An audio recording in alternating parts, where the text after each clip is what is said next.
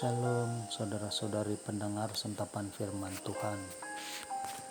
Bertemu kembali pada hari ini Ahad 26 Desember 2022, hari kedua Oktav Natal dan juga merupakan hari raya pesta keluarga kudus. Injil renungan kita pada hari ini ialah Lukas bab 2 ayat 41 hingga 52. Mari kita sama-sama mendengar dan merenungkan. Tiap-tiap tahun orang tua Yesus pergi ke Yerusalem pada hari raya Paskah. Ketika Yesus telah berumur 12 tahun, pergilah mereka ke Yerusalem seperti yang lazim pada hari raya itu. Sehabis hari-hari perayaan itu, ketika mereka berjalan pulang, tinggallah Yesus di Yerusalem tanpa diketahui orang tuanya.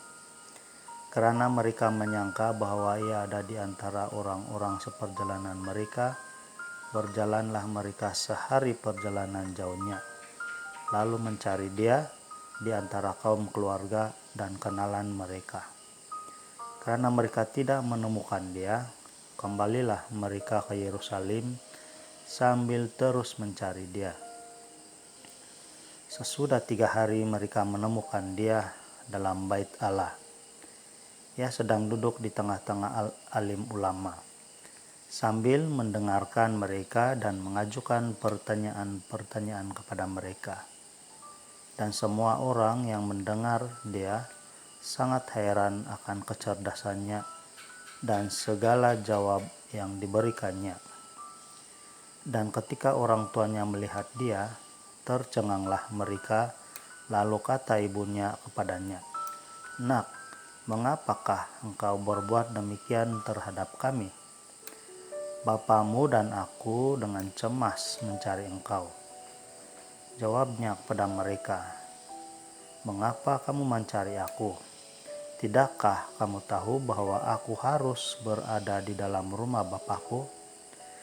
Tetapi mereka tidak mengerti apa yang dikatakannya kepada mereka. Lalu ia pulang bersama-sama mereka ke Nazaret, dan ia tetap hidup dalam asuhan mereka. Dan ibunya menyimpan semua perkara itu di dalam hatinya. Dan Yesus makin bertambah besar dan bertambah hikmatnya, dan makin dikasihi oleh Allah dan manusia. Demikianlah Injil Tuhan, terpujilah Kristus. Saudara-saudari yang terkasih dalam Kristus, pada satu ketika dahulu saya dan istri pernah mengalami hilang anak dari kawalan, walaupun dalam masa beberapa menit saja. Kejadian pertama apabila istri dan anak sulung kami pergi ke klinik untuk menjalani pemeriksaan rutin semasa istri mengandungkan anak yang kedua. Masa itu saya tidak bersama mereka karena saya bekerja.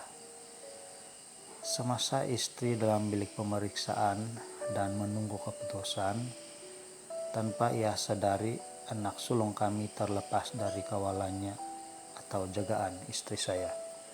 Kemudian istri saya mulailah cemas sambil mencari.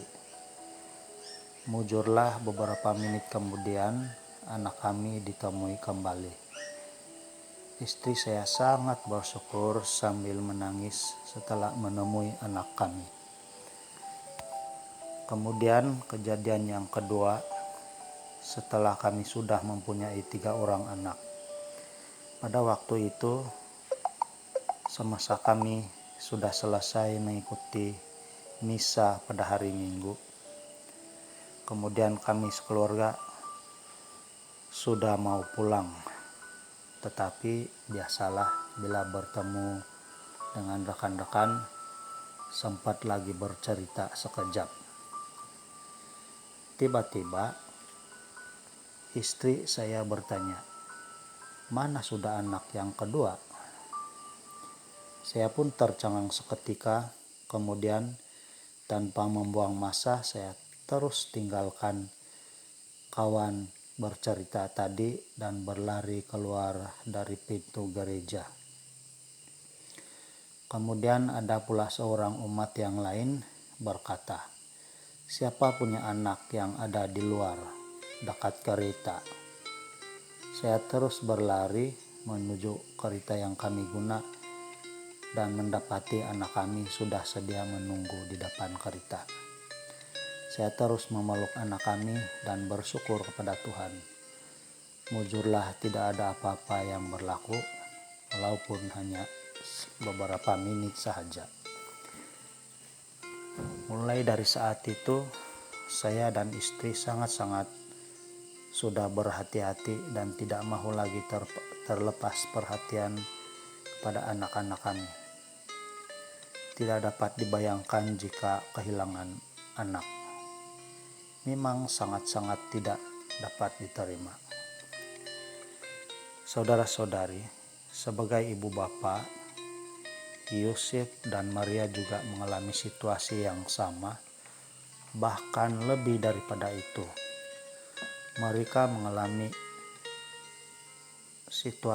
situasi kecemasan yang luar biasa karena mereka tahu anak yang mereka jaga itu bukanlah anak manusia biasa, tetapi adalah anak Allah sendiri.